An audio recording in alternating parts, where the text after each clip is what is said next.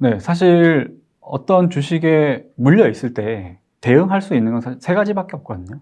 갈아타기, 이제 갈아타기라고 하는 교체 매매를 할 수가 있고, 존버, 그러니까 버티는 방법도 있고, 또는 이제 손절을 판단할 수도 있을 텐데, 특히 교체 매매나 존버, 이 능동적인 대응이라고 봤을 때 각각의 주의점들이 있는 것 같아요. 특히 교체 매매는 고수 투자자분들은 교체 매매를 굉장히 선호하고 교체 매매의 중요성에 대해서 많이 말씀을 하세요. 특히 이런 약세장에서 다 같이 빠져 있을 때 제일 먼저 오를 수 있는 종목을 찾아야 된다. 그래서 그거에 투자를, 그러니까 물려있는 종목들에서 제일 전망이 좋은 애들로 투자처를 옮겨놔야 회복도 빠르고 내 계좌가 올라갈 수 있다라고 말씀을 많이 하시는데, 맞는 말인데 그 전략을 실제로 실행해서 성공할 수 있느냐 없느냐가 사실은 더 중요한 것 같아요.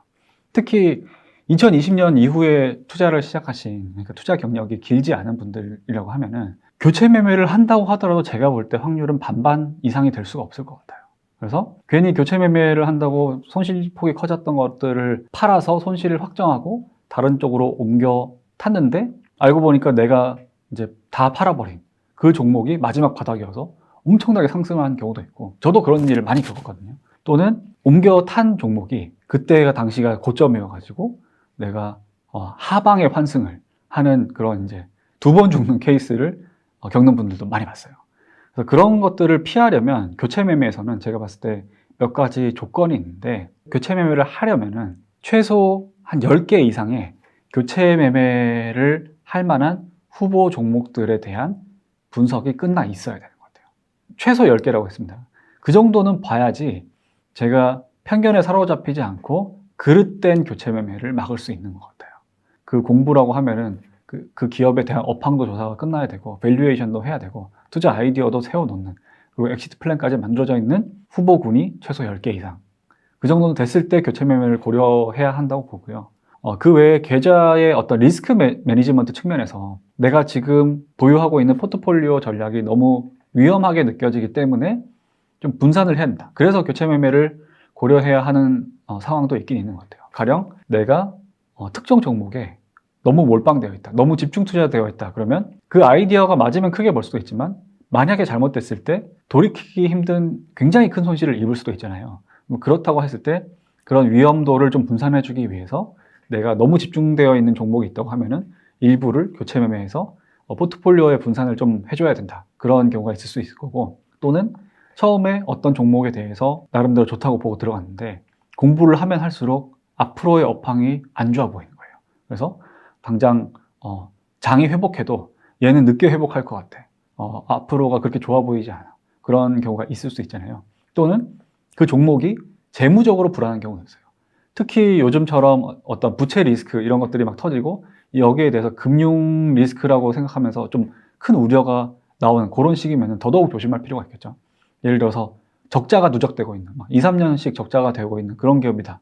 그런 걸 갖고 있으면 확실히 불안하겠죠. 또는 부채 비율이 꽤 높고 이자를 내는 부채가 많아서 금융 비용이 많이 발생하는데 이게 금리 인상과 맞물리면서 그 비용 땅이 더 커지고 영업이익이 더 훼손될 수 있는 그런 기업이 있다. 그럼 이제 그런 것들도 좀 일부는 교체 매매를 해서 리스크를 분산을 해주는 게 필요하다고 봅니다.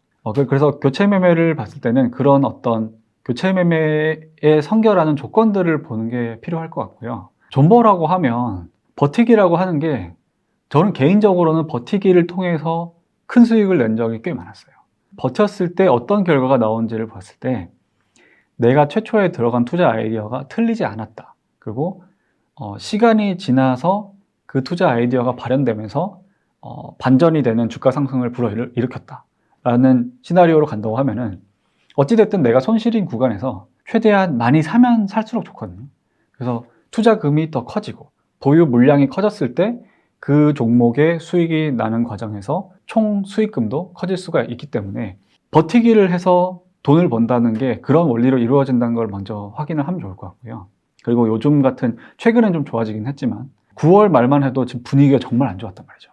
만약에 그때 그 고비 때 버티지 않고 나는 이걸 손절해야겠다라고 이제 손절 처리를 했던 분이라고 하면은 지금 한 달 조금 지났어요. 그 사이에 벌어졌던 어떤 반등을 취하지 못하고 먼저 나간 것에 대해서 정말 크게 후회할 거잖아요. 그렇기 때문에 이거는 손절이랑도 좀 엮어서 이야기를 해볼 수가 있는데, 내가 갖고 있는 종목이 너무 많이 물려서 이거는 손절을 해야겠다라고 생각을 하더라도 조금만 더 버텼다가 파는 게 맞는 것 같아요. 사이에 어떤 장세가 전환된다든지 또는 그 종목의 업황이 전환된다든지 그런 이유들로 인해서 내가 가장 고통을 받았던 그 평가 손실 구간보다는 훨씬 나은 가격에 팔 수 있는 기회를 언제든지 다시 얻을 수가 있거든요. 그래서 그런 부분에서 정말 팔아치우고 잊어버리고 싶다라고 하는 순간에 조금 더 버티자. 그리고 버텼을 때의 효과를 극대화시키려면은 수단과 방법을 가리지 않고 더 많은 투자금을 확보해서 물타기를 하자. 그런 말씀을 드리고 싶습니다. 일단 제일 먼저 필요한 거는 앞으로 같은 실수를 저지르지 않는 그것인 것 같거든요. 그렇게 봤을 때 투자자가 실용적으로 좀 지켜볼 수 있는 행동 강령 이런 게 있는데, 저는 이제 체크리스트를 제안을 드려요. 이거는 이제 실제로 이제 미국의 어떤 유명한 의과대학 교수이자 작가인 분이 병원의 의료 과실이나 사고 같은 거를 줄이기 위해서 체크리스트를 만들어서 몇 개 병원에 실험적으로 배포를 했었대요. 근데 그 병원들이 체크리스트를 지키기 시작하고 얼마 지나지 않아서 의료 사고율은 38%인가 그 정도까지 이제 줄어들었고, 사망률은 47%까지 이제 줄었다고 합니다. 그런 식으로 큰 사고를 막기 위해서 체크리스트를 만들었을 때 그 사고에 대한 위험도가 현저히 줄어드는 것은 굉장히 많은 산업군에서 실제로 적용되고 있거든요. 그거를 우리 투자자들도 비슷하게 적용을 시킬 수 있다는 거죠. 그래서 아까 말씀드렸던 그런 실수, 내가 혹시 지금 탐욕 때문에 추격 매수를 하고 있지는 않은지, 밸류에이션은 제대로 했는지, 투자 아이디어는 제대로 세웠는지, 그리고 엑시트 플랜은 만들어 놨는지, 이런 것들을 체크리스트화해서 체크 해보고 그래도 괜찮다라고 했을 때 매수를 하는 습관이 필요할 것 같고, 저 같은 경우에는 올해 성과가 나쁘진 않았어요. 근데 그게 제가 뭐 엄청나게 똑똑하고 미래를 잘 읽어서는 아니었어요. 오히려 조심해서 매매를 했기 때문에 방어가 괜찮았거든요. 그런 것들을 겪으면서 느낀 게, 주식 투자는 특히 어려울 때를 잘 지나려면은 공부는 많이 해야 되는데 행동은 적게 해야 되는 것 같아요. 그러니까 행동이라고 얘기하면 매도인 거죠.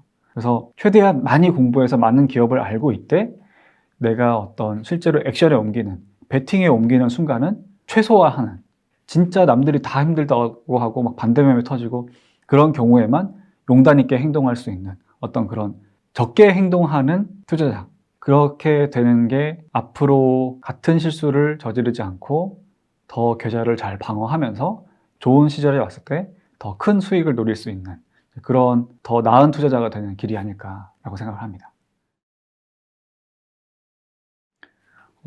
오늘 분위기가 너무 좋아서 사실 저도 좀 당황스러워요. 근데 다들 일단은 기쁘겠지만 일희일비하지 않는 투자자가 되는 게 우선인 것 같습니다.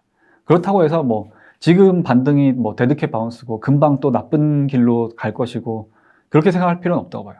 지금 시점에서 절대로 해서는 안 되는 행동이 두 가지가 있다고 보는데, 첫 번째는 오늘 같은 반등이 나왔다고 해서 이제 하락장 끝났어, 상승할 거야 이렇게 믿고 뭐 레버리지를 태운다든지 갑자기 이제 투자금을 왕창 소모해 버린다든지 그런 거는 일단 피해야 되는 것 같고요. 두 번째는 반대 부분도 조심해야 될 것 같아요. 오늘 같은 반등장이 나와서 이제 사람들이 기뻐하고 있을 때 이거는 더 큰 하락으로 가는 전초야, 뭐 그렇게 약간 비관적으로 생각하면서 조금만 오르면은 그걸 그냥 다 팔아버리고 현금하면서 더 이제 진바닥이 나왔을 때 난 다시 들어갈 거야, 뭐 이런 식으로 좀 극단적인 하락을 대비하려는 행동도 저는 현명하지는 못하다고 봐요. 만약에 그렇게 해서 다 팔아버렸는데 진짜로 이제 약세장이 끝나버리고 계속해서 랠리가 이어진다고 하면은 나는 어마어마한 투자의 기회를 놓쳐버리게 되는 거거든요. 그래서 전반적으로 봤을 때 좀 지루하고 따분한 사람이 되면 좋을 것 같아요. 너무 비관적이지도 않고 너무 낙관적이지도 않은, 지금의 반등이나 이제 주가의 상승은 충분히 즐기되 언제 일어날지 모르는 나쁜 상황에 대해서 현금 비중 5%든 10%든 미리 조금이라도 준비를 하면서 이제 보험을 들어놓는 그런 방식으로 투자를 하시면 남은 기간을 더 잘 보낼 수 있지 않을까 생각합니다.